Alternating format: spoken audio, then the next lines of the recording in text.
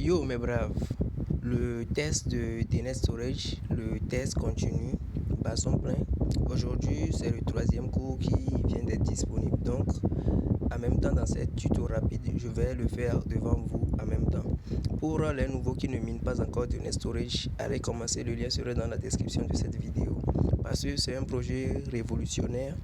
Et en plus de ça, ça résout un grand problème, c'est le stockage décentralisé. Donc c'est un airdrop auquel je crois beaucoup. Donc si tu ne le mines pas, commence en même temps tant qu'il est le temps. Puisque nous tenons vers la fin de ce projet. Donc sans trop parler, on va faire le quiz, le test en même temps. C'est ici, chaque jour, il y a une nouvelle cours qui est disponible. Donc ces cours là sont obligatoires pour pouvoir être éligible. Vous voyez, donc j'appuie sur DNet Academy. Si j'ai déjà fait deux, il y a 5 leçons à participer et j'ai déjà fait deux, donc je vais faire le troisième vient d'être disponible. Donc le thème c'est crypto-monnaie et actifs numériques.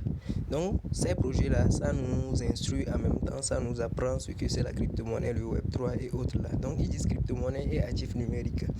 Nous avons vu comment fonctionne la blockchain et le stockage. Ce sont les cours précédents, ce qu'on a vu dedans, vous voyez. Donc il suffit seulement d'apprendre ces cours là. Lorsque vous finissez de lire ceci, vous venez en bas, vous appuyez sur suivant. J'ai fait une vidéo complète là-dessus, allez les regarder pour pouvoir bien comprendre. Ici ils disent qu'est-ce qu'une crypto-monnaie. Les gens voient souvent la crypto-monnaie comme de l'argent numérique uniquement, mais son rôle dépasse largement les paiements dans le système décentralisé, ainsi de suite. Vous appuyez sur suivant. Principaux types de crypto-monnaie, suivant. Et à la fin maintenant, à la fin du cours maintenant, vous allez répondre, disent résumons. Et sinon, vous avez terminé la troisième module. Voici les points clés. Crypto-monnaie, plus qu'une simple monnaie numérique, c'est le carburant de la décentralisation. Elle récompense les participants, sécurise le réseau et applique les règles, ainsi de suite. Les monnaies sont des devises natives des blockchains, tandis que les jetons sont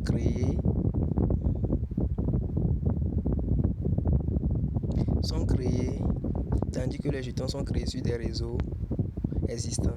Les jetons sont des parties d'une monnaie. Une monnaie équivaut à 10 jetons. Les monnaies sont centralisées tandis que les jetons sont décentralisés. Les monnaies sont stables tandis que les prix des jetons varient. Vous voyez quelle est la différence entre les monnaies et les jetons? Donc je pense que c'est la première question, la première réponse. Vous voyez, j'ai réussi, donc je continue. Ici, ils disent qu'est-ce qui détermine la valeur d'une crypto-monnaie, l'offre limite, le buzz, la récompense, les recommandations des personnes célèbres, l'usage dans le monde réel. C'est ça. J'appuie sur vérifier. Ici, ils disent à quoi servent les jetons utilitaires. Pour utiliser les services au sein du projet, pour devenir copropriétaire d'un projet au tiers profit, pour maximiser, pour maintenir le prix stable, pour prouver la propriété d'un objet numérique unique. Vous voyez à quoi servent les jetons utilitaires. Ici, pour utiliser les services au sein du projet. La première. Donc j'appuie sur question suivante. Quel est le rôle de la crypto-monnaie? Chiffre les paiements en fiat, n'existe que pour les spéculations, permet de faire fonctionner les réseaux décentralisés et récompense les participants, c'est ça. Vous voyez, donc je viens de finir la question.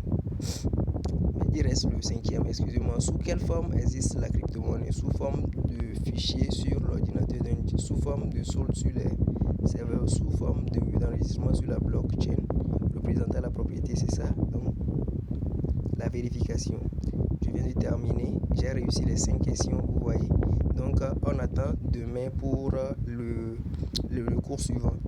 Vous voyez, donc c'est un peu ça, c'est obligatoire à faire pour pouvoir être éligible.